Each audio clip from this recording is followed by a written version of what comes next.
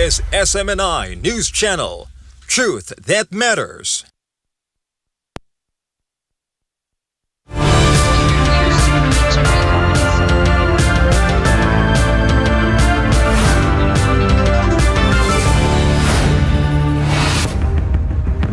In the headlines, first, in Turkey, 3 Turkish police officers are dead after ISIS-linked gunmen opened fire during a security operation in Yalova, officials say.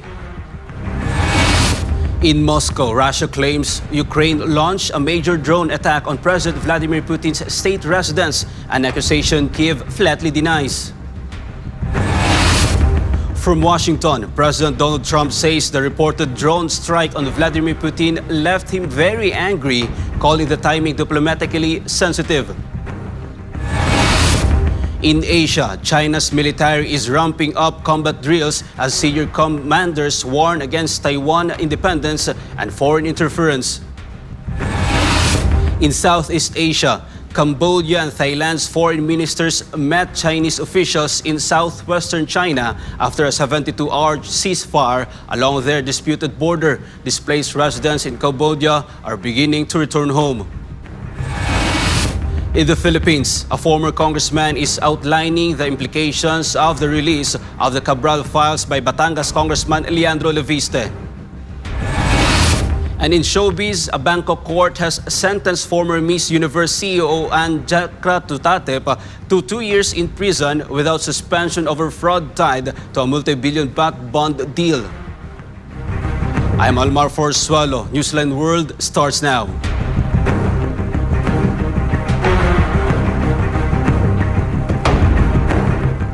Mexican President Claudia Sheinbaum has ordered a full investigation into a deadly train derailment in southern Mexico as authorities continue rescue and recovery operations at the crash site.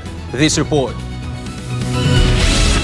Russian Foreign Minister Sergei Lavrov said Ukraine attempted to attack President Vladimir Putin's state residence in the Novgorod region using dozens of drones overnight on December 28 to 29. Lavrov claimed that 91 long-range strike and manned aerial vehicles were launched at the residence and that all were destroyed by Russian air defense forces. He said there were no reports of casualties or damage from falling debris. Lavrov described the alleged attack as a terrorist act and said Russia had already identified targets and timing for retaliatory strikes. He added that Moscow does not intend to withdraw from negotiations with the United States, but warned that Russia's negotiation position would be revised, accusing Kiev of adapting what he called a policy of state terrorism. Обращаем внимание на то, что данная акция была совершена в ходе интенсивных переговоров между Россией и США по урегулированию украинского конфликта. Подобные безрассудные действия не останутся без ответа. Объекты для ответных ударов и время их нанесения вооруженными силами России определены. Meanwhile, Russian Foreign Ministry spokesman Maria Zakharova warned that Russia's answer to the large-scale drone attack against Putin residents will not be diplomatic. Ukrainian President Volodymyr Zelensky rejected the claims, calling Lavrov's statements lies intended to disrupt peace talks. Zelensky said Ukraine was not taking steps that could undermine diplomacy. The comments come as U.S. President Donald Trump said he held a good and very productive phone call with President Putin ahead of a separate meeting with Zelensky in Florida. Trump later also spoke with the Russian leader. Meanwhile, President Donald Trump says an alleged Ukrainian drone strike on President Vladimir Putin's residence left him very angry, particularly because it came at what he described as a delicate moment diplomatically. Trump said he learned of the incident directly from Putin during a phone call earlier in the day. Standing alongside Israeli Prime Minister Benjamin Netanyahu at the White House, Trump pointed to his decision not to provide Ukraine with Tomahawk cruise missiles, suggesting that withholding the weapons was the correct move. Yeah, I don't like it. It's not good. I heard about it this morning. You know who told me about it? President Putin told me about it. Early in the morning, he said he was attacked. It's no good. It's no good. Russian officials don't forget, the Tomahawks. I stopped the Tomahawks. I didn't want that. Because we're talking about, it's a delicate period of time. this is not the right time. It's one thing to be offensive, because they were offensive. It's another thing to attack his house. It's not the right time to do any of that, and can't do it. And I learned about it from President Putin today. I was very angry about it. The Kremlin later confirmed the call, with presidential aide Yuri Ushakov saying Trump was shocked by the attack and expressed relief that the Tomahawk missiles had not been supplied to Kiev. The Cabral Files has renewed questions about how the 2025 national budget was crafted and who truly benefited from it. A former congressman explained the implications of its release by Batangas Congressman Leandro Leviste. MJ Mondiha reports. Ang ibig sabihin ng sinasabi ni Congressman Leviste, talagang gumaling na ng gusto ang korupsyon na ginagawa. Na simula pa lang, doon pa lang sa pagbibigay ng budget ng Pangulo, nakapasok na lahat ang mga sinasabing pork barrel. This is how former Congressman Mike Defensor interprets the release of the Cabral Files by Batangas 1st District Representative Leandro Leviste. The Cabral Files are a collection of papers, records, and information detailing alleged irregularities in the national budget, including pork barrel-style allocations and DPWH-related projects. Leviste obtained these documents from the late former DPWH Yusek Maria Catalina Cabral, who previously served as Undersecretary for Planning and Public-Private Partnership. According to former Quezon City Representative Mike Defensor, the released documents reveal billions of pesos allocated to congressmen's projects. However, many of these projects are not part of the national government's priority programs. So you are talking already of almost 500 to 600 billion going to congressional districts, and not because hindi ito dahil kailangan ng proyekto, pero ito'y kung anong tingin o paniniwala ng isang congressman. To illustrate, Defensor then compared the 2025 national budget to a house in need of repair. Instead of prioritizing the damaged and hazardous parts, everyone simply fixed their own rooms independently. Meron ho tayong bahay, magkakasama tayo sa isang bahay. Ang ginawa ng mga nakatira doon sa bahay, imbis na tingnan ko ano yung kailangan ayusin, kailangan bang ayusin ang bubong, kailangan bang ayusin ang kuryente, kailangan bang ayusin yung sahig. Ang ginawa, ito, may budget kayong lahat. Yung tigi 1 milyon ninyo, ang ginawa na nagpaayos ng kanya-kanyang kwarto. Kaya yung buong bahay nasisira, bumabagsak. According to the data from the Department of Economy, Planning and Development, 44 infrastructure projects are currently delayed. Most of these projects are in the transportation sector and funded through Official Development Assistance or ODA. This includes the Metro Manila Subway Project Phase 1 funded by JICA and the North-South Commuter Railway System supported by JICA and the Asian Development Bank. Yan ang nangyari sa budget natin. Imbis na tingnan natin kung ano yung kabuuan ng kailangan natin dito sa ating bansa, nagkanya-kanya sa mga distrito. Pati yung mga tinatawag natin foreign assistance, ito yung malalaking proyekto, na malalaking highway, kung ano man. Yan yung tinanggalan ng pondo. Yan nga yung mga kailangan eh. Ultimately, the former congressman believes the investigation into the flood control anomaly will go nowhere because in the end, only those commissioned individuals and political opponents of the current administration will be held accountable, not the true masterminds behind the theft of public funds. Ang ending sa kanila, si Saldico ang mastermind, maglalagay ng ilang contractors, maglalagay ng ilang DPWH. Doon sa mga congressman at saka senador, babalansin pa kanila. Kung sino makikisama, kung sinong okay na, wala. Yung mga kalaban, ilalagay nila dyan sa kaso. Reporting for Newsline World, this has been MJ Mondihar, SMNA News. Up next, in Asia, China's military is ramping up combat drills as senior commanders warn against Taiwan independence and foreign interference. And in showbiz, a Bangkok court has sentenced former Miss Universe CEO Anne Jakrajutatip to 2 years in prison without suspension over fraud tied to a multi-million baht bond deal. More news when Newsline World returns.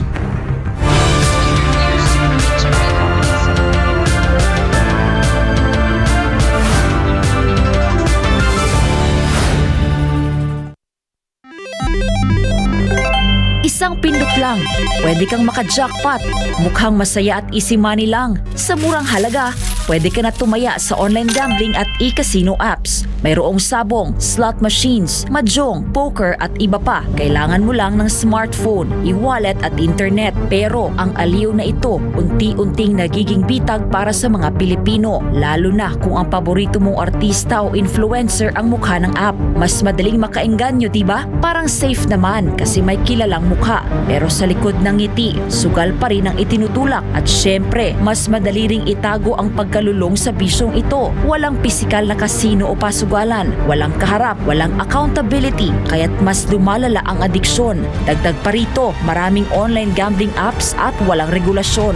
Sa likod ng mga makukulay na interface at papremyo, nakatago ang problemang bumabalot ngayon sa bansa. Ang pagkalulong ng maraming Pilipino sa online gambling. Pwede maglaro kahit saan, kahit kailan, kahit sino, bata man o matanda, pwedeng malulong.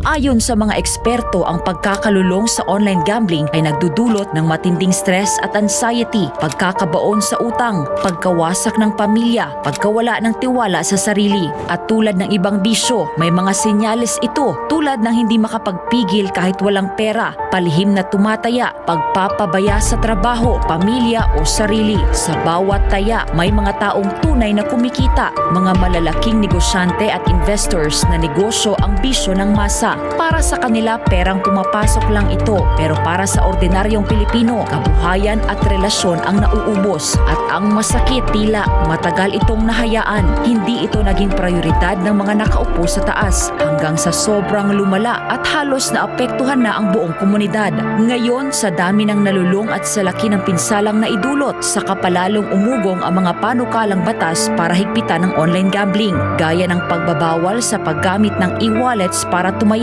pagtaas ng minimum bet, mas mahigpit na identity verification, pag-block ng mga illegal na gambling sites, at bawasan o ipagbawal ang mga ads na target ang kabataan. Maaari itong magmukhang laro lang, pero sa katotohanan, isa itong sugal sa kinabukasan. Ang kita na dapat sa mga pangunahing pangangailangan o ipon na uubos sa sugal. At sa mundo ng online gambling, mas madali kang matalo kaysa manalo. Huwag hayaang sugal ang magdikta sa iyong buhay. Isang paalala mula sa SMNI. Madalas ka bang napapasobra sa pag-scroll sa phone mo kahit puro masasamang balita ang nakikita mo? Isipin mo ito. Nakahiga ka na sa kama, nagche-check lang ng phone bago matulog. Tapos, hindi mo na malayan, ilang oras ka na palang nagbabasa at nanonood ng mga balita tungkol sa digmaan, sakuna, politika, at lahat ng masasamang nangyayari sa mundo. Nakakaramdam ka na ng kaba at pagod, pero tuloy mo pa rin ang scroll mo. Ang tawag dyan ay doom scrolling. Ito ang habit ng paulit-ulit na pagtingin sa mga negatibo o nakaka-depress na content tulad ng digmaan, krimen o problema sa mundo. Nakaka-stress pero hindi mo pa rin mapigilan. Ayon sa isang pag-aaral ng Texas Tech University, ang sobrang konsumo ng masasamang balita ay nauugnay sa pagtaas ng stress, anxiety at pisikal na sintomas gaya ng pagkapagod at sakit ng ulo. Ayon naman sa Harvard Health, ang doom scrolling ay nagpapataas ng fight or flight hormones tulad ng cortisol at adrenaline na nakakapagpabigat ng isip at katawan. Nakakaapekto ito sa iyong mood, tulog at maging sa mental at physical health mo. At kapag naman puro memes at random na content ang pinapanood mo ng sunod-sunod hanggang sa mawalan ka na ng gana na mag-isip at gumawa ng iba pang gawain, ang tawag naman dyan ay brain rot. Sa Gen Z at tinatawag na internet culture, ang brain rot ay overconsumption o sobrang tagal na panonood ng paulit-ulit, mababaw, magulo o walang saysay na content online hanggang sa parang manhid na ang utak mo. Kapag nasobrahan, syempre, nakakasama. Nawawalan ka na ng focus, nawawala ang motivation, hirap mag-isip ng malalim, parang lutang o foggy ang utak. Masaya sa simula, pero kapag sobra, napapagod ang isip mo. Nahihirapang mag-concentrate at parang lutang. Mas delikado pa ito sa mga bata dahil ang utak nila ay nasa proseso pa ng pag-develop. kaya mas malakas ang epekto ng doom scrolling at brain rot sa kanila. Maaaring makaapekto sa pag-aaral, pag-iisip at pakikitungo sa iba. Ang higit sa 4 na oras ng screen time araw-araw sa mga kabataan ay konektado sa 35 to 88% na mas mataas na posibilidad ng depresyon, anxiety at stress. Base ito sa isang malawakang pag-aaral sa Brazil. Kaya, maging balanse. Magpahinga sa screen. Magbasa. Makipagkwentuhan. Magdasal. Maging present lagi. Alagaan ang iyong isipan. Kung anong itinatanim sa isipan mo, yun ang lalago.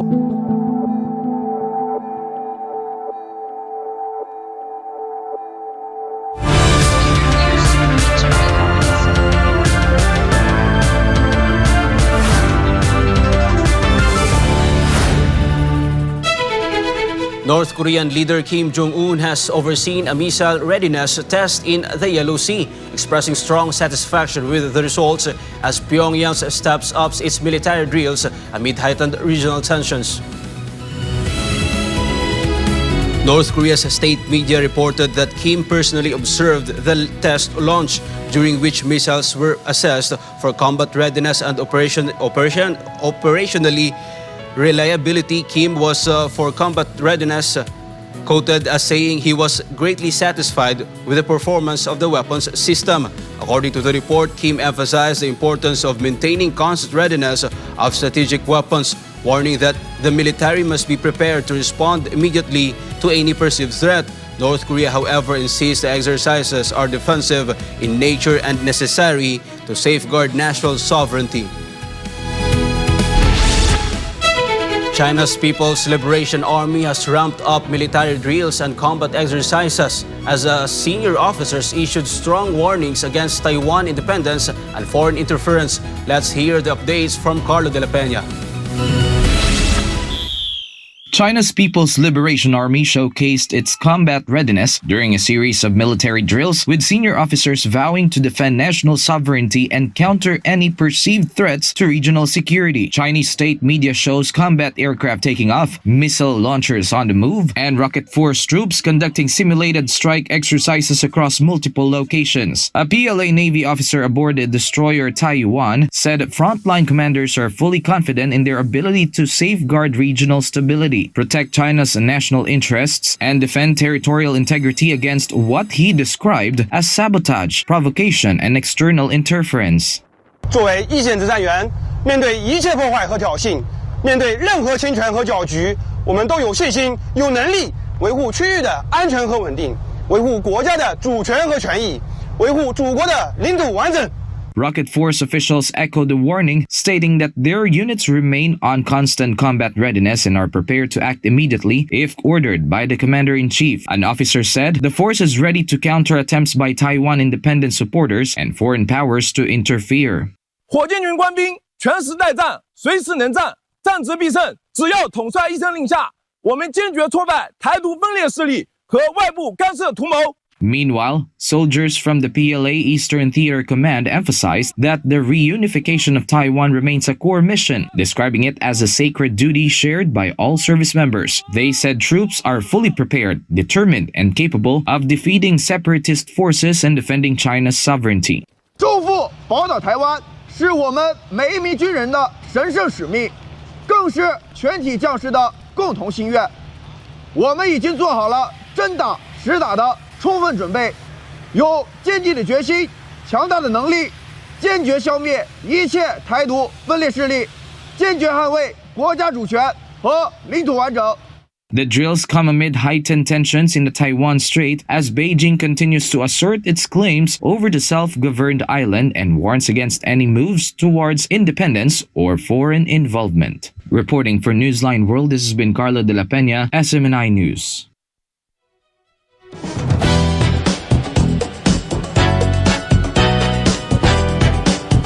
Adore has terminated its exclusive contract with New Jeans member Danielle, raising more questions about her future in the K-pop industry. Meanwhile, former Miss Universe CEO Anne Jackrajutatip has been sentenced to 2 years in prison without suspension after Bangkok court found her guilty of fraud linked to a multi-million baht corporate bond investment. Kai Villan has all the buzz. Adore has officially terminated its exclusive contract with Danielle, a member of the K-pop girl group New Jeans, escalating the ongoing legal and contractual dispute between the artist and her agency. In a statement released on Monday, Adore confirmed that Danielle's exclusive contract had been terminated, citing a breakdown in trust and contractual obligations. The agency said the decision followed a series of unresolved issues surrounding management authority and compliance with the terms of the agreement. Adore emphasized that it had made repeated efforts to maintain its relationship with the artist, but ultimately concluded that continuing the contract was no longer viable. The company did not specify whether legal action would follow or how the decision would affect New Jeans group activities moving forward. The termination comes amid broader tensions involving Adore's parent company HYBE and ongoing public scrutiny over artist management and contract rights within the K-pop industry. A Bangkok court has sentenced former Miss Universe CEO Jakapong Anne Jackrajutatip to 2 years in prison without suspension, after finding her guilty of fraud related to a corporate bond investment. According to Bangkok Post, the Bangkok South Kwaeng Court ruled on Friday that Jackrajutatip, who heads JKN Global Group, was responsible for irregularities involving 30 million baht corporate bond deal. The court found sufficient evidence to convict Jackrajutatip, marking a major legal setback for the business executive, who rose to global prominence after acquiring the Miss Universe organization. Reporting for Newsline World, Kai Villan, SMNI News.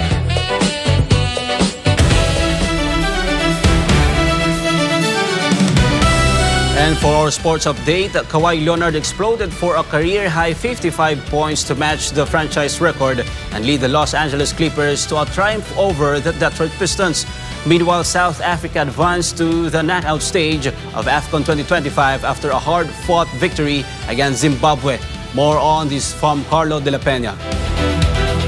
Los Angeles relied on experience as they started 4 players aged 34 and above, including James Harden, Nicolas Batum, and Brook Lopez, making them the first team since 2016 to field such a lineup. Leonard looked unstoppable, dropping 26 points in the third quarter alone and finishing with 11 rebounds, 5 steals, and 3 blocks, while also hitting 5 threes. Harden backed him up with 28 points, coming just weeks after he set the same 55-point mark against Charlotte last November. The win also marked the Clippers' third straight at home after a difficult stretch of losses in their own arena. Detroit's Cade Cunningham scored all 27 of his points in the second half, while Jalen Duren added 18, but the Pistons failed to stop Los Angeles' momentum as they dropped back-to-back games for only the second time this season. Meanwhile, South Africa struck first through a deflected effort from Tshepang Moremi before Zimbabwe responded with a superb solo goal from Tawanda Maswanhise. Lyle Foster restored Bafana's lead early in the second half, capitalizing on hesitation inside the box to record his second goal of the tournament. Zimbabwe forced an equalizer through an unfortunate own goal involving Ronwen Williams and Aubrey Modiba, but South Africa regained control when Oswin Apolis confidently converted a late penalty following a VAR-reviewed handball by Marvelous Nakamba. The win lifts South Africa to 6 points as they await the Group F runners-up Ivory Coast, Cameroon, and Mozambique in the round of 16. Zimbabwe, meanwhile, exited the competition after finishing winless in the group stage for the 6th consecutive AFCON appearance. Reporting for Newsline World, this has been Carlo De La Peña bringing you the latest sports news.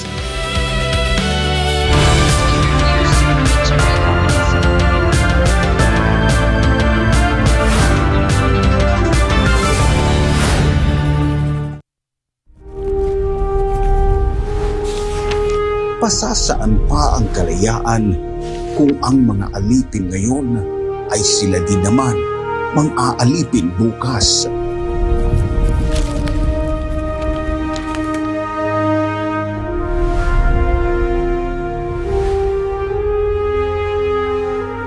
Ibigin mo ang iyong bayan ng sunod kay Bathala, sa iyong kapurihan at higit sa lahat sa iyong sarili.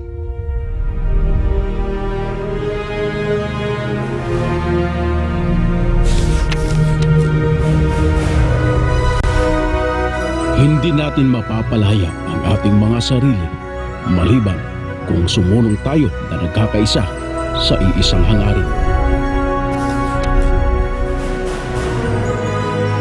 Ang tunay na makabayan ay ang tumutupad ng pagpapabuti ng kanyang mga kapwa, gaano man kaaba ang kanyang katungkulan.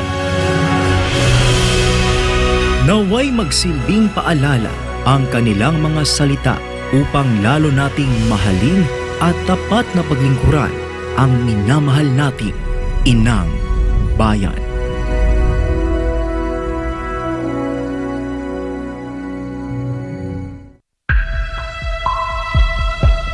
Sa kabila ng mga mas modernong kaalaman at teknolohiya, nananatiling matindi ang banta ng HIV sa Pilipinas. Pero gaano nga ba kalala ang sitwasyon? Ang HIV o Human Immunodeficiency Virus ay isang sakit na sumisira sa immune system ng katawan. Ngunit tandaan, hindi ito nakukuha sa simpleng pakikisalamuha. Hindi mo agad mararamdaman, pero unti-unti nitong pinapahina ang katawan.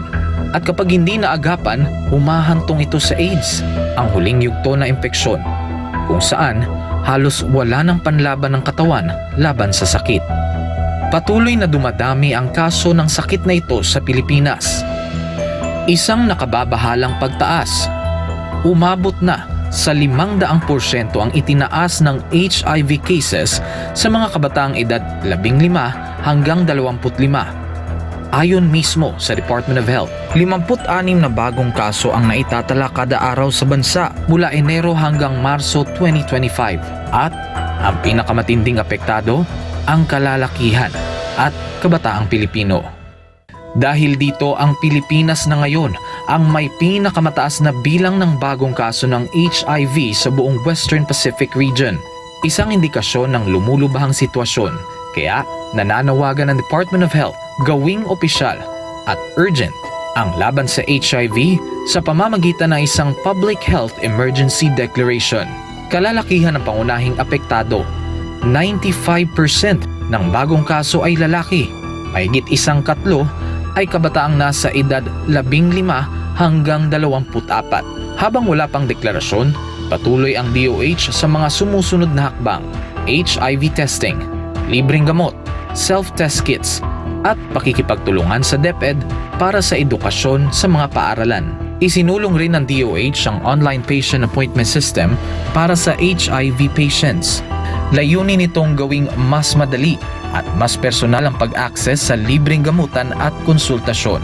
Ayon sa schedule ng pasyente, ang HIV ay hindi tulad ng flu. Hindi ito basta naipapasa sa hangin. Ito ay naipapasa sa pamamagitan ng personal na desisyon.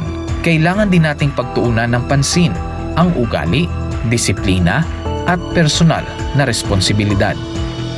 Isang paalala mula sa SMNI.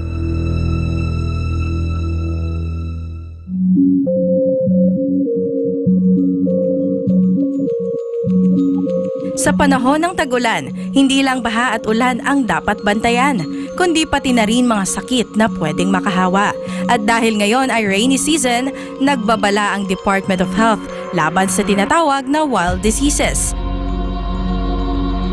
4 na klase ng sakit na karaniwang nakukuha ng tao tuwing maulan. Ito ang W o waterborne diseases, gaya ng pagdudumi o gastroenteritis. I o influenza-like illnesses, gaya ng sipon, ubo at lagnat. L o leptospirosis, na maaaring makuha mula sa ihi ng mga daga sa baha. At D o dengue, na dala ng mga lamok. Kapag baha, mas mabilis kumalat ang mikrobyo.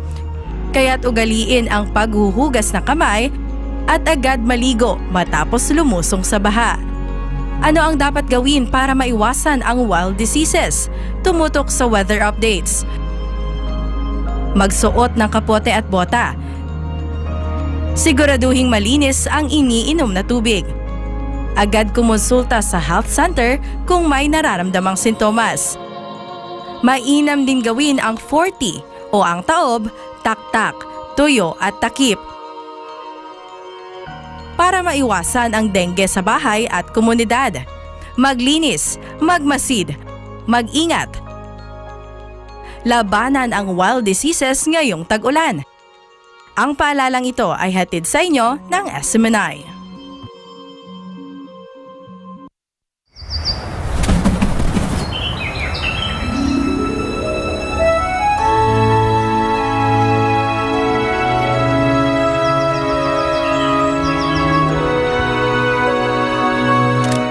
In 2005, Pastor Apollo C. Kibuloy founded the Sunshine Philippines movement.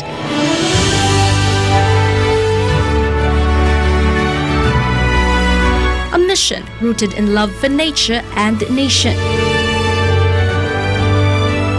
It began as an environmental and humanitarian initiative to reforest Mount Apo, once barren, now a thriving and beautiful place. Through his initiative, thousands of trees have been planted across the Philippines, bringing life and hope to communities. His advocacy, One Tree, One Nation, is also a movement that calls for unity in preserving the environment. Because every tree planted is a step towards unity, healing, and a greater future.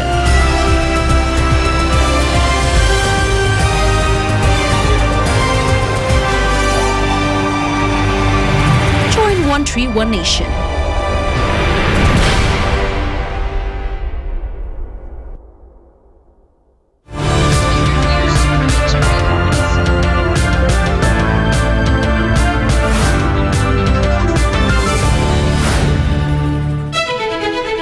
Mourners gathered at a memorial space in Seoul to honor victims of the Muan tragedy as calls grow for accountability and improved safety measures following the deadly incident.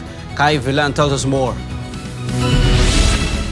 Seoul residents gathered on Sunday to pay tribute to the victims of the Jeju Air tragedy on its first anniversary as families and supporters renewed calls for accountability and stronger safety measures. One visitor, Jang Sol-lee, said she came to the memorial because she was unable to travel to Muan in person, adding that the tragedy affected people close to her. 무안으로 좀 직접 내려갈 수는 없어서 이렇게 서울역에 추모 공간이 있다 해서 왔었는데 그래도 많은 분들이 같이 좀 적어주시는 것 같아요. 그래서 저는 이제 Lee expressed hope that the public would continue to remember the incident and maintain attention on the issue. 많이 가까운 부부분이 좀 참사에 휘말려졌었는데 많은 분들이 기억해 주시고 지켜봐 주셨으면 좋겠습니다. 네. Another visitor, Gwang-suk Park, criticized what he described as failures in safety preparedness, saying necessary measures should have been implemented in advance. 안전을 대비해서 필요한 조치들을 취했어야 되는데 그런 조치들을 제대로 무시하고 제대로 취하지 않은 거에 대해서 누구 하나 책임지는 발언 없이 책임을 전가하고만 있고 유가족들에게 정말 진심으로 그런 사죄를 하고 책임을 지려는 그런 자세로 나섰으면 좋겠습니다. Park added that no one has taken responsibility so far, calling on the government to issue a sincere apology to the bereaved families and to demonstrate clear accountability. The memorial has become a focal point for public mourning, as well as growing calls for transparency, responsibility, and meaningful reforms to prevent similar tragedies in the future. Reporting for Newsline World, Kai Villan, SMNI News. Mexican President Claudia Sheinbaum has ordered a full investigation into a deadly train derailment in southern Mexico as authorities continue rescue and recovery operations at the crash site. This report. Mexican authorities are continuing rescue and investigation efforts after a passenger train derailment in South Mexico left at least 13 people dead and more than 100 injured. Speaking at press conference, Mexican Navy Secretary Raimundo Morales Angeles said the train derailed after one carriage slid down an embankment around 6.5 meters deep, while other was left partially suspended. Two other cars sustained no major damage. El primer vagón se deslizó sobre el talud a 6.5 metros de profundidad. El segundo vagón quedó parcialmente suspendido y los otros dos vagones quedaron sin daños graves. De las 250 personas a bordo, resultaron 9 atendidas en sitio, 109 atendidas en hospital, de los cuales 44 hospitalizados y lamentablemente el fallecimiento de 13 personas. De esas 13 personas hemos localizado 12 y una continúa en labores de rescate. Morales confirmed that of the 250 people on board, 9 were treated at the scene, 108 were taken to hospital, and 44 remain hospitalized. 12 of the 13 fatalities have been identified, while rescue teams are still searching for one missing victim. President Claudia Sheinbaum expressed condolences to the victims' families and said the government would act with seriousness and responsibility. When asked whether excessive speed was being considered as a possible cause, Sheinbaum said it was too early to speculate and stressed that the investigation would be led by the prosecutor's office. Lo tiene que definir la fiscalía, no hay que especular. También vi. She confirmed that the train was equipped with a black box similar to those used in aircraft, which records operational data including speed. The device is now in the custody of authorities and will be analyzed by the Attorney General's Office and Railway Transport Regulatory Agency. En fin, todo lo que ocurrió en este proceso y tiene que esclarecerse, saber exactamente qué pasó y a partir de ahí también cuándo entraría en funcionamiento. Todavía no podemos decirlo, pero vamos a estar informando si es necesario todo. Sheinbaum added that investigators will examine all possible factors, including the locomotive, the tracks, and the manner in which the train was operated.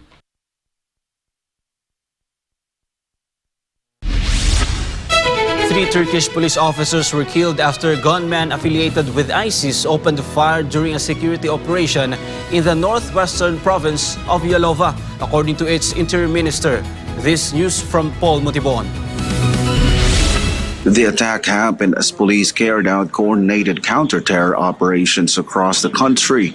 Authorities say raids were launched simultaneously at 108 locations in 15 provinces. One of those operations targeted a residence in Yalova shortly after 2 in the morning. Şiddeti meşrulaştırmaya çalışan, milletimizin huzurunu ve kamu düzenine hedef alan terör yapılanmalarına karşı mücadelemiz dün olduğu gibi bugün de kararlılıkla sürmektedir.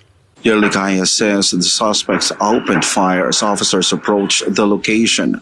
3 police officers were killed in the exchange. 8 other officers and 1 neighborhood guard were wounded. Security forces later killed 6 suspected attackers. Authorities say all were Turkish nationals. Women and children inside the house were safely evacuated before the operation continued. The Interior Minister also said arrests have intensified nationwide. Last week alone, more than 100 suspected ISIS members were detained. Officials say some had been planning attacks during the Christmas and New Year holidays. Turkey has stepped up counter-terror operations in recent months, vowing to maintain pressure on ISIS-linked networks across the country. For God, my beloved country, the Philippines, reporting for Newsline World, this has been Paul Montimon, SMNA News. At least 16 people were killed and 3 others injured after fire tore through a nursing home for elderly residents in Manado City on Indonesia's Sulawesi Island. The blaze broke out Sunday night at the Werda Damai nursing home. The elderly care facility was reduced to rubble, with debris scattered across the site and damaged wheelchairs left behind. Witnesses said the fire spread rapidly, leaving little time for evacuation. Authorities confirmed that 16 people died in the blaze. 15 of the bodies were completely charged. making visual identification impossible. Firefighters assisted by the Indonesian National Armed Forces recovered the victims and transported them to Bayangkara Hospital in Manado. Police said one victim was found intact and is believed to have died from smoke inhalation. Investigators say fingerprints could not be recovered from most of the bodies, leaving DNA analysis as a primary method of identification.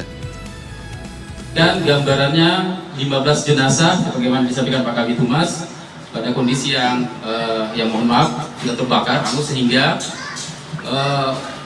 bukti identifikasi primer yang ada 3, ada sidik jari, ada rekam gigi, dan ada DNA. Untuk sidik jarinya sudah tidak memungkinkan diambil karena sudah dalam kondisi terbakar, yang 15. Kemudian yang satu masih utuh, Jadi kami sangat berharap karena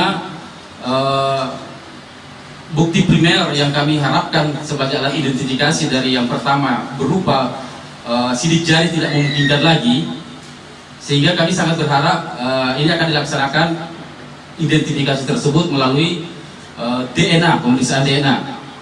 Saat ini tim kami sudah bekerja untuk mengambil DNA korban. DNA ini akan kami bandingkan dengan DNA yang kami sampaikan tadi dari keluarga, dari orang tua, dari anak, dari saudara. Jadi kami sangat berharap ini bisa segera diketahui masyarakat, sehingga yang merasa keluarganya menjadi korban bisa menghubungi kami untuk kami mengambil sampel DNA. Authorities have launched an investigation into the incident, with early reports suggesting the fire may have started in the kitchen. Foreign ministers from Cambodia and Thailand met their Chinese counterparts in southwestern China on Monday, following a 72-hour ceasefire agreement after deadly clashes along their disputed border. Meanwhile, displaced residents in Cambodian province began returning home. More on this from Jane Codnita. Cambodian Deputy Foreign Minister Prak Songhon and Thai Foreign Minister Sihasak Phuangketkeow met with Chinese Foreign Minister Wang Yi in the city of Yuxi, near the contested frontier. The three officials shook hands after the trilateral talks. The meeting came after Bangkok and Phnom Penh agreed to a 72-hour truce, described as a test of sincerity, aiming at ending weeks of fighting along the border. The clashes killed more than 100 people and forced hundreds of thousands to evacuate on both sides. In a statement, Wang Yi described the discussions as beneficial and constructive, saying an important consensus had been reached. A joint communique cited by Chinese media said both sides agreed to rebuild political trust, reverse deteriorating relations, and safeguard regional peace. However, Thailand has accused Cambodia of violating the ceasefire. The Royal Thai Army said Cambodia breached the agreement by launching more than 250 unmanned aerial vehicles into Thai territory. The initial 72-hour ceasefire is set to expire on Tuesday at 12 o'clock local time. Meanwhile, in Udarmanche province in Cambodia, families boarded tractor trailers with their belongings as they left displacement camps, uncertain whether their homes survive weeks of shelling. សំដីគាត់ទៅសេក្នុង channel របស់គាត់អានដោយទាំងអស់បងនិយាយថាមិនឈប់បាញ់ហើយទាំងគាត់ទៅសេអាចឲ្យជនពាសឹកត្រឡប់វិលទៅផ្ទះវិញបានទេណា Some returnees said financial pressure forced them to leave the camps despite lingering security concerns. Local authorities say dozens of homes had been damaged, with several completely destroyed, and some residents returned to find their homes uninhabitable. ដូចទៅរកប្រាក់ណាបានទិញមិនទៅអត់មកបានទៅជួយពាវនាវឲ្យដូចធ្វើជួយតាក់តិចណាតែតិចស្រេចគិតជួយធម្មតាតាមសទ្ធា Officials say support may come through charitable fundraising or government assistance to help families rebuild. Clashes along the Thailand-Cambodia border have displaced nearly 1 million people since fighting resumed in December. Both sides signed a China-brokered ceasefire on Saturday, though accusations of violations now threaten the deal as it nears expiration. This has been Jane Codnita, Global Citizen Correspondent, reporting for Newsline World.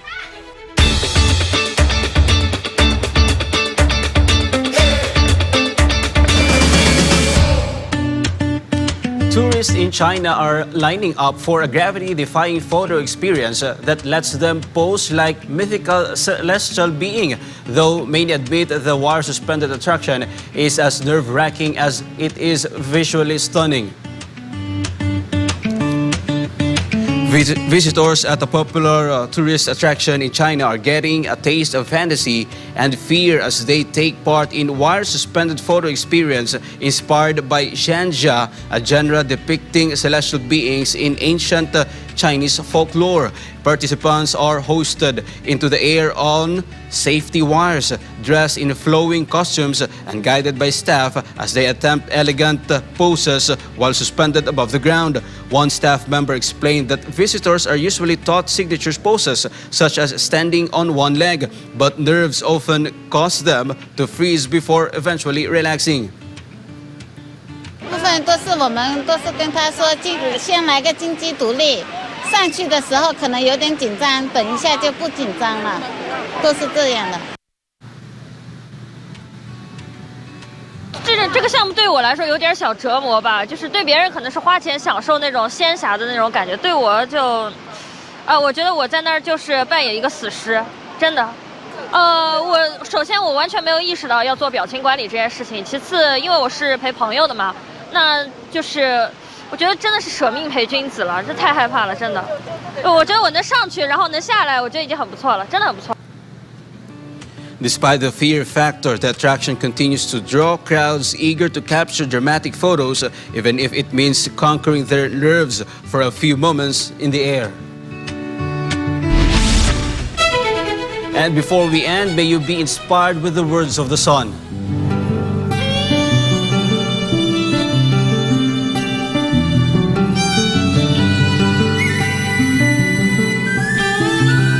Guard your mind, soul, and heart that they will remain upright in the sight of God.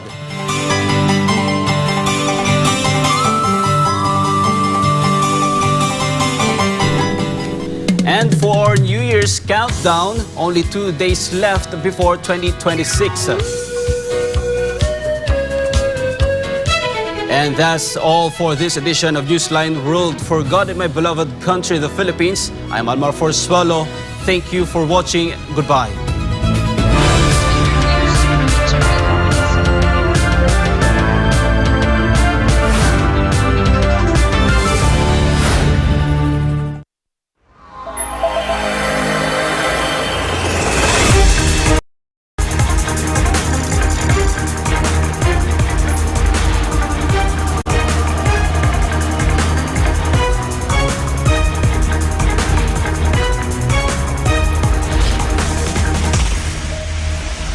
This is SMNI News Channel. Truth that matters.